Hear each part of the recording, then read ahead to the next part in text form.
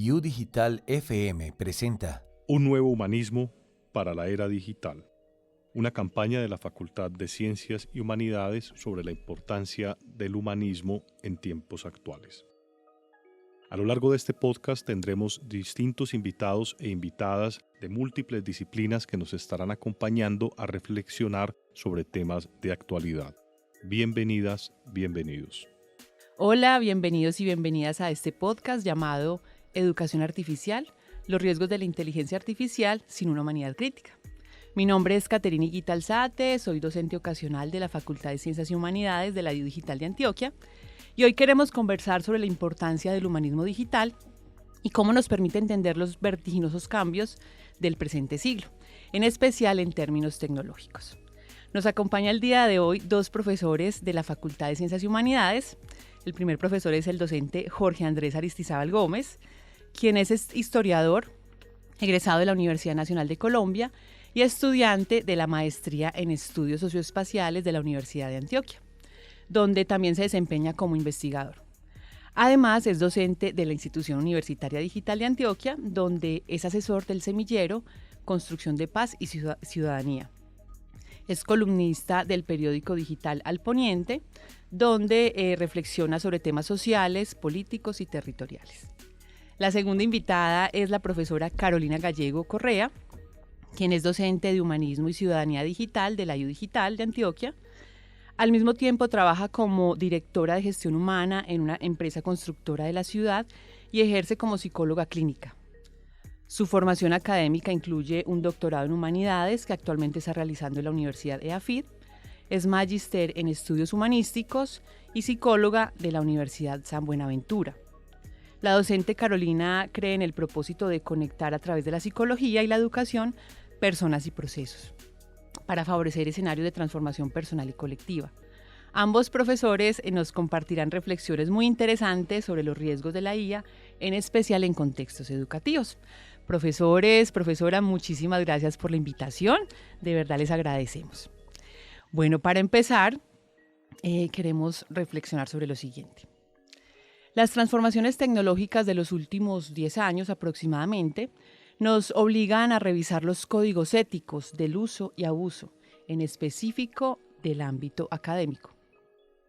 En estas primeras décadas del siglo XXI hemos visto el nacimiento de nuevas tecnologías que nos ponen a debatir a nivel mundial como especie sobre el real aporte que pueden tener para la humanidad en ámbitos, por ejemplo, de la desigualdad social, educativa, la crisis climática, las guerras o incluso nuevas pandemias. Es claro que las tecnologías o herramientas en sí no son negativas. De hecho, la mayoría de los inventos y avances tecnológicos en la historia han aportado en gran medida a diferentes campos como la medicina, la industria y otros aspectos que, de manera directa, han aportado al bienestar de millones de personas en el mundo. No obstante, como humanidad, debemos estar alerta para hacer seguimiento a los nuevos desarrollos tecnológicos. Más aún cuando estos se dan de manera tan rápida que incluso no se da el tiempo para entenderlo y procesarlo. Es el caso de la inteligencia artificial y, por ejemplo, la computadora cuántica, para lo cual reconocidos científicos y ejecutivos de la industria a nivel mundial han puesto la alerta para que se regule su desarrollo y su uso, debido a que consideran que la IA podría ser una amenaza potencial para la humanidad. Profesores, a partir como de este contexto que estamos viviendo hoy en día, quisiera hacerles la primera pregunta para que conversemos. Profesor Jorge Andrés, ¿qué opinión le genera estos vertiginosos avances tecnológicos? Y bueno, de nuevo bienvenido y muchas gracias. Muchas gracias a usted, Caterina. Es un gusto para mí estar con usted y con la profesora Carolina por acá. Quisiera entonces comenzar respondiendo esa pregunta señalando que esta situación que nos parece tan inédita, tan a veces impactante, no es novedosa en la historia de la humanidad. En diferentes momentos nos hemos enfrentado a revoluciones que transforman completamente la forma de percibir el mundo, de relacionarnos. Un caso claro, la imprenta en el siglo XVI, que revolucionó la forma de comunicación. También podríamos hablar de la revolución industrial y muchos otros fenómenos o hechos históricos significativos que han revolucionado la historia. Entonces, aunque a veces perdemos un poco de vista como esa perspectiva histórica, es importante también recordar que ya hemos atravesado como humanidad varias situaciones similares que nos han puesto retos y en muchas de ellas pues hemos salido bien librados y hemos sabido afrontarlos. Entonces eso como en un primer momento.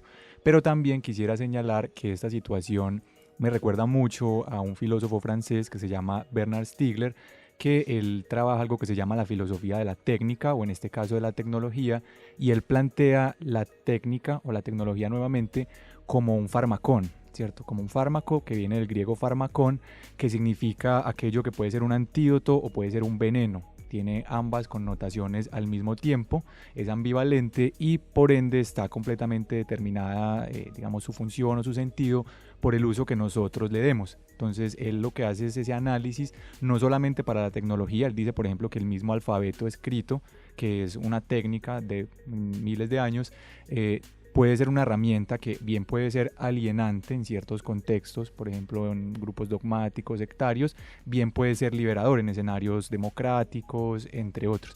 Lo mismo considero yo pasa con estos avances tecnológicos. Son herramientas que de entrada pueden parecer complejas, pueden implicar unos retos muy significativos, pero también abren el camino a una serie de posibilidades y de implicaciones éticas, sociales y de regulaciones que son importantes tener en cuenta.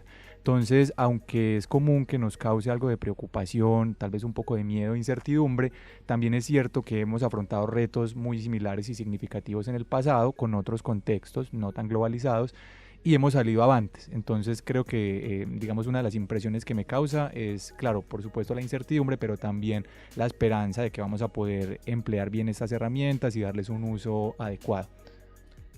Muchas gracias, profesor. Profesora, ¿quiere comentar algo, profesora Carolina? Bueno, muchas gracias. Yo celebro profundamente estos espacios y también celebro el proyecto académico que tiene la universidad, porque creo que no solamente a través de la formación en los cursos o en las clases, sino a través de este tipo de herramientas, pues llegamos y tocamos vidas. Entonces yo celebro profundamente este espacio. A mí los cambios me generan, digamos, cierto placer, y no dejo de maravillarme frente a lo que ocurre todos los días en función de la tecnología. En ese placer de descubrir, pues también me encuentro con, digamos, cierto temor personal de no ser capaz o no estar habilitada como para operar todo esto que pasa todo el tiempo. Yo en clase a veces les cuento, en estos días, empezando este año, Microsoft le cambió el entorno al computador y yo era, ¿cómo lo apago? O sea, no encontraba dónde apagarlo y parece una cosa muy sencilla, pero al final esto es lo que nos pasa todos los días. Entonces, con este tema de la tecnología yo soy una fan, lo celebro, me encanta, me facilita la vida, pero también pues hay una sensación por allá en el interior de alerta, como de ver qué ocurre, qué pasa y yo cómo respondo a todo esto tan nuevo que viene pasando. Profesora, ¿y cuáles considera son los cambios más significativos que como humanidad hemos tenido en la era digital? A propósito de lo que nos estás contando. Bueno, pues yo creo que el Internet y la aparición del Internet es un hito histórico relevante. Entonces, digamos que desde 1990 este cuento es otro cuento. Entonces, yo creo que este asunto de la conectividad y el acceso a la información, pues marca un camino distinto, porque antes, digamos, en algunas concepciones tradicionales, quien tenía el conocimiento tenía el poder. Y hoy ese es un tema completamente transmutado. O sea, hoy el conocimiento lo puede tener cualquiera, porque está a 3 teclas, www y lo que siga después de ahí.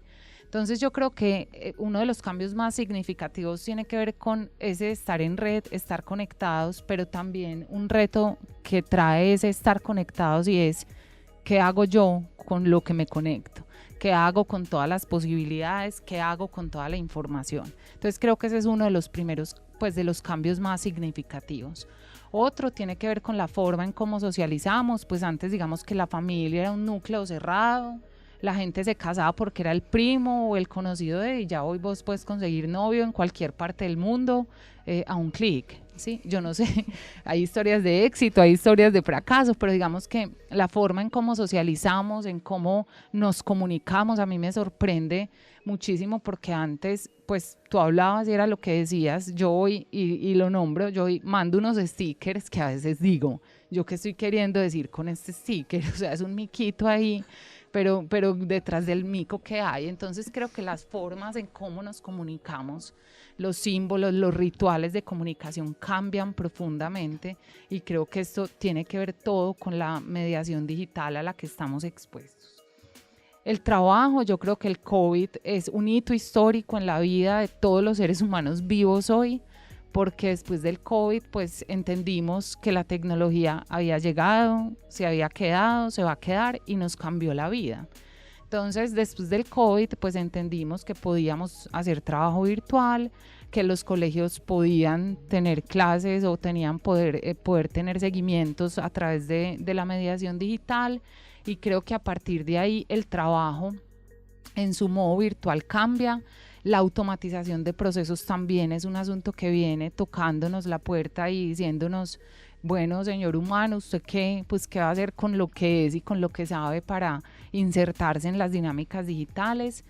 Y pues por ende, o sea, por eso estamos aquí, porque los procesos de educación también se han visto impactados y han transformado, yo creo que socialmente, la vida de un país. Yo empecé saludando y diciendo que este proyecto de la U Digital era un proyecto, por lo menos en lo personal, para mí es muy valioso, porque es la posibilidad de llegar con la universidad a la puerta de la casa. O sea, eso no pasaba antes.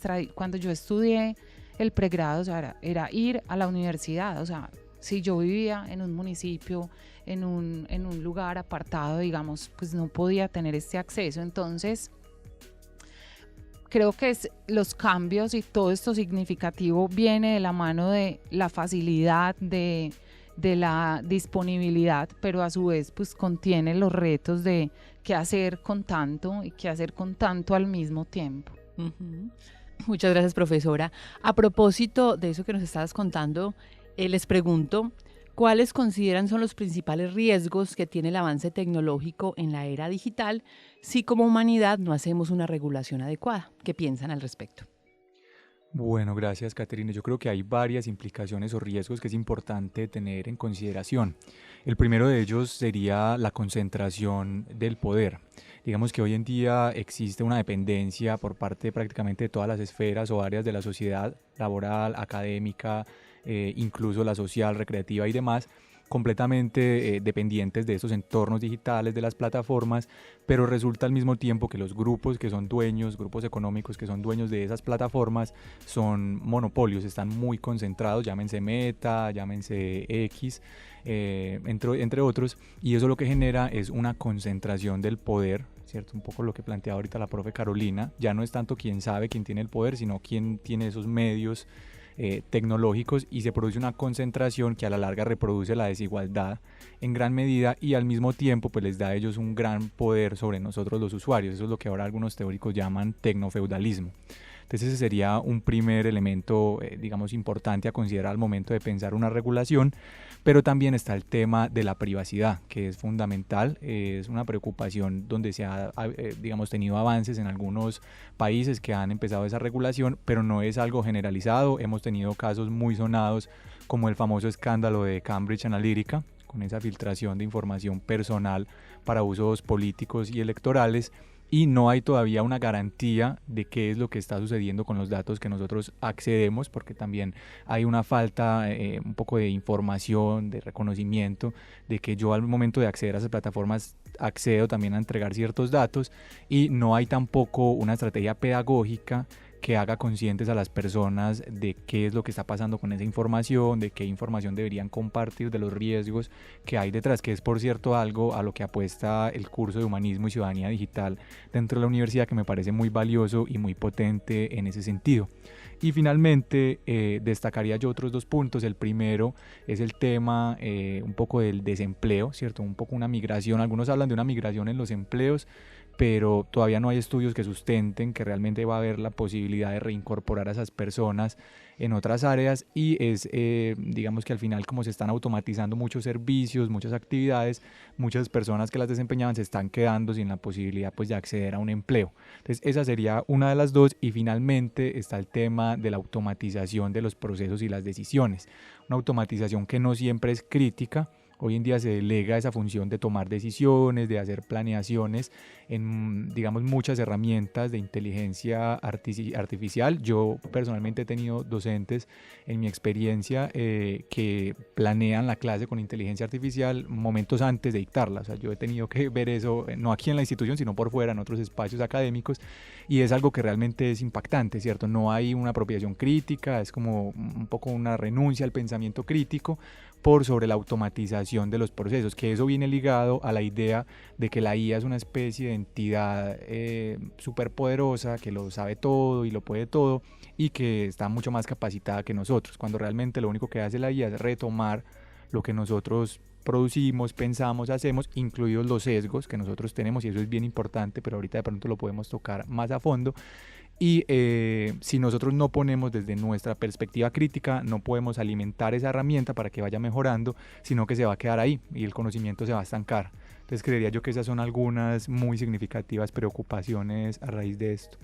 Gracias, profesor. Si no tenemos una regulación adecuada de este proceso, ¿cierto? Profesora Carolina, ¿qué piensa al respecto? Bueno, sumado a lo que dice el profe Jorge, digamos que yo, pues mi profesión de base es la psicología y yo observo allí un riesgo latente bien importante y creo que tiene que ver con temas asociados a la salud mental. Yo me quiero permitir como referenciar 3 estudios de 3 lugares distintos que lo grafican un poco. Digamos que en Colombia, la Clínica Mayo, en un estudio que realizó, informa que el 25% de las personas encuestadas tienen tendencia a presentar síntomas de adicción al uso de redes sociales, siendo la más, digamos, crítica TikTok.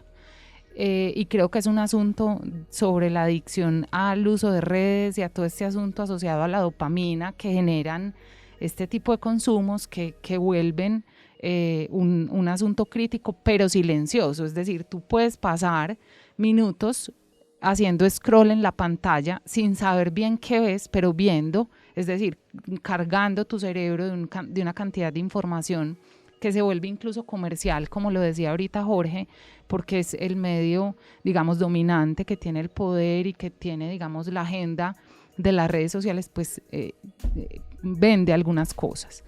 En la Universidad de Utah, en Estados Unidos, también me parece importante mencionar que se han demostrado que los adultos jóvenes que utilizan redes sociales tienen 3 veces más riesgo de sufrir depresión o ansiedad.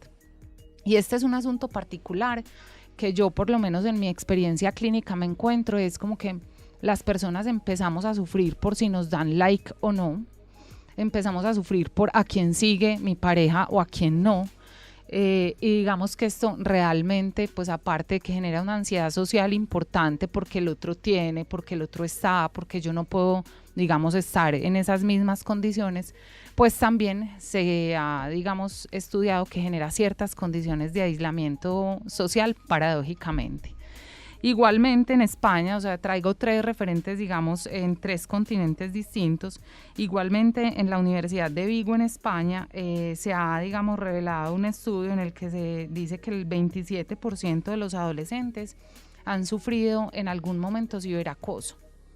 ¿Por qué? Porque el anonimato de las redes sociales posibilita decir lo que quiera. Entonces, este tema de riesgo, digamos, que yo encuentro asociado al uso de tecnologías, pues creo que tiene un tema de salud mental importante que deberíamos empezar a incluir en la agenda, pues porque al final, ¿qué más humano que la mente? O sea, ¿qué más humano que la emoción? ¿Qué más humano que el sentimiento? Entonces creo que eso ahí está, digamos, atravesado completamente. Y un segundo punto que me parece importante tiene que ver con la brecha digital. De eso se ha hablado demasiado. Nosotros en nuestras clases como docentes lo vemos, o sea, yo tengo estudiantes que no se pueden conectar porque en su municipio se cayó la luz, no hay internet. Entonces, este asunto de el DANE, por ejemplo, en el 2023, pues saca como un reporte de posibilidades de acceso al internet y ciudades como Bogotá tienen un 85% de posibilidades de acceder, pero ¿qué pasa con el Baupés que tiene la mitad, es decir, el 40%? Entonces yo, como lo digo en mis clases y en mis conversaciones, todos vamos en el mismo océano, pues no todos vamos en el mismo barco. Entonces cuando yo entiendo que el otro va nadando, que el otro ni siquiera está nadando, el otro puede ir en una chalupa, es decir, este tema del acceso al Internet no es tan generalizado como creemos, es decir, eso por citar una situación, pero también pienso un poco en el tema generacional de cómo los adultos mayores, yo tengo 2 papás adultos de más de 75 años, todos los trámites de salud los tienen que hacer por Internet. Por Dios, estos señores, ¿cómo van a conseguir la fórmula si no tuvieran unos hijos ahí? Entonces, creo que este asunto de las brechas digitales genera unos riesgos, unos retos también y unas posibilidades. Entonces, me sumo un poco a lo que dice el profe Jorge, agregando un poco estos 2 ítems de reflexión que creo que son una reflexión que nos llama también a cómo acompañamos en la cotidianidad a los que tenemos cerca. Muchas gracias, profes. Y para acercarnos un poco a este contexto institucional, ¿qué riesgos éticos creen que se pueden presentar en el ámbito educativo si no se genera una reflexión crítica en torno al manejo inadecuado de la inteligencia artificial? Ustedes son profes, hemos visto que hay unas transformaciones significativas. ¿Qué piensan al respecto? Muchas gracias, Caterina. Yo quiero entonces comenzar por donde terminaba la profe Carolina, y es justamente ese tema de las brechas. Hay un geógrafo brasileño muy interesante que se llama Milton Santos, y él tiene un concepto que es el de la universalidad perversa. La universalidad perversa, y es la idea un poco errónea que tenemos hoy en día, especialmente en las grandes urbes, de que todo el mundo tiene acceso a las mismas condiciones en términos de acceso a la tecnología hoy en día. Es decir, quienes habitamos los centros urbanos, ¿cierto?, con conexión 5G, con acceso a un teléfono celular, a un computador, estamos un poco condicionados bajo la lógica de que todas las personas del mundo tienen acceso a esas mismas condiciones, y los medios de comunicación y la publicidad y demás contribuye a reforzar esa idea. Es lo que viene ligado a ese concepto de globalización, ¿cierto? Pero resulta que eso no es tan así. Lo señalaba muy bien la profe Carolina. Resulta que hay más de un 60% de la población mundial que no tiene acceso a esas condiciones para garantizar sus derechos digitales, la digamos, educación virtual, la participación en espacios, por ejemplo, con lo que ahora llaman gobierno abierto, de política deliberativa y democracia a través de la tecnología. Eso no está garantizado para una gran parte de la población mundial, pero creemos un poco desde nuestro privilegio en los cascos urbanos, incluso a veces desde las mismas instituciones erróneamente, que es así. Afortunadamente en la IU Digital, como interactuamos con un público muy diverso de grandes y diversas regiones del país, pues nos damos cuenta que no es tan así. Todos y todas creo que hemos tenido la oportunidad de tener estudiantes que nos cuentan: profe, yo tengo que subirme a un árbol por allá para poderme conectar. Es tremendamente fuerte eso. También es bonito saber que la universidad hace esfuerzos y que nosotros como profes diseñamos estrategias para garantizar esos derechos de esa población, pero también nos muestra que hay unos retos ahí bastante significativos que debemos afrontar. Entonces, lo primero sería ese como uno de esos grandes retos, ¿cierto? El tema de la brecha, el tema de eso que llama Milton Santos la universalidad perversa, pero también, y lo mencionaba ahorita, qué bueno que podemos volver a eso, el tema de la reproducción de sesgos. Y es que ahora, como se va perdiendo el pensamiento crítico, se va debilitando un poco a raíz del mal uso de esas inteligencias artificiales, se tiende a reproducir una serie de sesgos que se suponía o se pensaba que se habían venido superando, pero no necesariamente es así. Por ejemplo, yo lo mencionaba ahorita, la inteligencia artificial, especialmente lo que llamamos los LLM, que son los Large Language Models, como ChatGPT, DeepSeek y demás, están entrenados a partir del conocimiento que nosotros hemos producido, incluyendo los sesgos machistas, los sesgos racistas.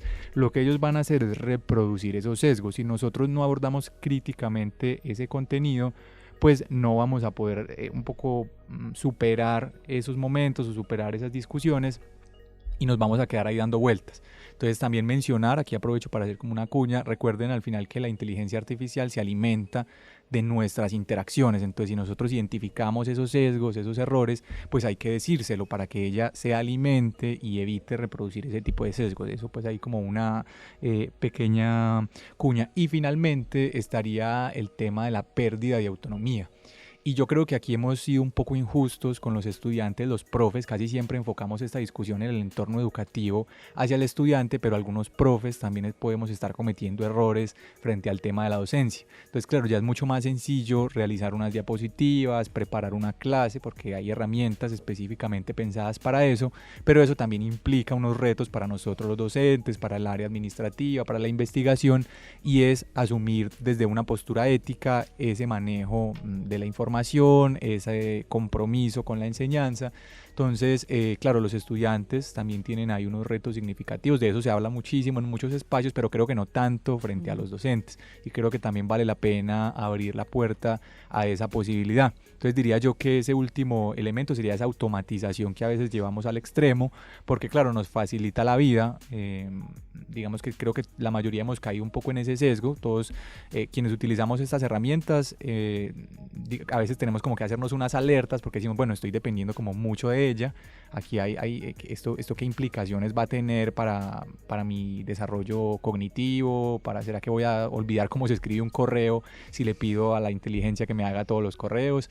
Entonces creo que ese tema de la automatización también es una preocupación, pero creo que eso no es tanto de una regulación en términos legales, sino más bien éticos y pedagógicos. Creo que es algo que se tiene que conversar, que se tienen que abrir más espacios para discutirlo, porque al final es algo pues que no viola directamente derechos de otras personas, sino que me afecta de alguna manera es a mí, ¿cierto? En mi proceso de desarrollo profesional, cognitivo, entre muchas otras. Entonces creo que es más un ejercicio pedagógico.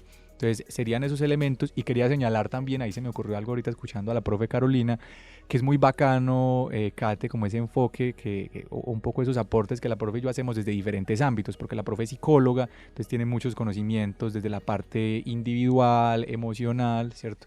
Y se complementa muy bien un poco con lo que yo abordo, que es una perspectiva como más histórica, tal vez de como más grande escala o sociológica. Me parece muy interesante como resaltar eso también, muy, muy chévere. Sí, muy interesantes esas reflexiones. Y profesora Carolina, a propósito, ¿qué piensa de esos riesgos éticos en el ámbito educativo? Pues yo quisiera señalar dos. El primero tiene que ver con depender pues de la tecnología en este nivel. Yo no sé si alguno ha experimentado cuando se le queda el celular en la casa, pero es como que, o sea, hay como una crisis interna de que me estoy perdiendo. Entonces, esa dependencia, digamos, a la tecnología, pues me parece importante señalarla, porque yo también la padezco. O sea, a mí se me queda el celular en la casa y me devuelvo en la medida de lo posible. Entonces, creo que ahí este asunto, Jorge, tú lo mencionabas ahora, el asunto del depender para mandar un correo, si bien se desarrollan otras habilidades, pues creo que también se empiezan a menguar otras que claramente yo creo en la docencia nosotros las experimentamos, como esa capacidad de escribir, esa capacidad de construir un texto. Yo creo que es como que a veces yo les digo a mis estudiantes, por favor, o sea, no escribamos un texto académico como si fuera un WhatsApp. Aquí hay unas reglas, hay unas condiciones académicas que es importante desarrollar y no son caprichos. Es decir, al final, profesionales que estudian lo mismo que uno hay miles. La diferencia de dónde está en cómo tú abordas un tema, en cómo tú te expresas, en cómo tú conversas. Entonces, creo que si bien la tecnología nos facilita la vida, pues también hay un reto ahí con esa dependencia de no abandonar eso que es humano, que tiene que ver para mí básicamente con el poder de la conversación. Yo estoy en procesos de selección, digamos, pues llevo 20 años haciendo esto y te digo, o sea, pueden haber personas muy tesas que sepan mucho, pero yo me inclino siempre por esas que desde lo personal tocan algo, mueven algo, saben hablar, saben mover. Eso no lo va a hacer por lo menos a hoy, no sé qué día de mayo sea, como 14, a eso hoy, no, eso es humano. Entonces creo que ahí hay una levantadita de mano. Y la otra tiene que ver con, yo lo llamo coloquialmente, copiar y pegar. Yo les he dicho a mis estudiantes, ¿a quién le califico este trabajo? ¿A ChatGPT? Porque me pasó en un curso puntual, leí y yo, ok. Leí otro, ok, es el mismo trabajo. Otro, o sea, me encontré con 4 trabajos exactamente iguales y yo les dije, yo quiero saber, ¿yo a quién le califico esto? Entonces yo creo que, ok, yo las uso, cojo información de ahí que me resulta útil, pero venga, adáptela, póngale su toque, hágale su cariñito, mímela, o sea, decantemos un poco lo que encontramos, porque al final, pues entonces ya lo que siguen son fotocopias y creo que ahí es donde está el gran reto, el gran dolor también, que nos cobija a todos. Esto no es un asunto, tú lo decías, Jorge, ahora esto no es un asunto solo de los estudiantes, al final esto tiene que ver con los docentes y es cómo nos paramos nosotros ahí a transmitir un mensaje de conciencia de cómo yo de alguna manera estoy haciéndome un seguimiento consciente a cómo yo me conduzco en el uso de la tecnología. ¿Por qué? Porque al final es yo a quién sigo, yo qué compro, yo a quién consumo, qué tipo de algoritmos son los que yo creo con mis prácticas cotidianas. Entonces creo que este es un llamado que yo todos los días, para mí dar este curso es un regalo de la vida, porque es una conversación que yo establezco de manera permanente conmigo y con lo que hago en redes también, con lo que comparto, con lo que sigo. Entonces creo que es un ejercicio de conciencia frente a la fotocopia y creo que es un ejercicio de conciencia sobre la conversación que establecemos con la vida. Interesantes estas reflexiones que nos tocan en el ámbito, en este caso educativo, y como lo decían, no solo afecta a los estudiantes, sino también a los profesores y a todo, digamos, la comunidad académica. En este contexto de incertidumbre y transformaciones abruptas en la manera de relacionarnos, de aprender y consumir contenidos digitales, ¿cómo puede entonces ayudarnos el humanismo digital? Este tema lo veremos en el siguiente podcast. Les invitamos a que nos escuchen y bueno, agradecerles al profesor Jorge Andrés y a la profesora Carolina por este espacio. Esperamos que este contenido y que estas reflexiones sean de mucho interés a los estudiantes. Muchísimas gracias, profesores. Muchas gracias. Muchas Katy. gracias.